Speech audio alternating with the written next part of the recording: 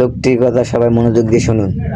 যদি আল্লাহ কোনোদিন তৌফিক দেয় আর আমার যদি ওই পরিমাণ টাকা পয়সা হয়, তাহলে আমার মা আর আমি এক লোকে উমরা করতে যাব।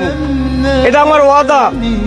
যদি প্রয়োজন পড়ে আমার গাড়ি বিক্রি করে ভালাম, আমার ভ্যান গাড়ি বিক্রি করুন, আমার হুন্ডা বিক্রি করুন, আরো কিছু বিক্রি করুন, কিন্তু আমি জীবিত থাকাকালীন আমার মায়ের নিয়ে আমি উমরা করতে যাবো। এটা আমার জীবনের শেষ ইচ্ছা। আর আল্লাহ কোনো বান্দার ইচ্ছা নষ্ট করে না। আল্লাহ স্বয়ং বলছে, আল্লাহ কোনো বান্দার ইচ্ছা নষ্ট করে না, আর আমার ইচ্ছাও নষ্ট হইব না। আমার ইচ্ছে আছে আমার মাকে নিয়ে হজ করার জন্য। সবাই দোয়া করবেন।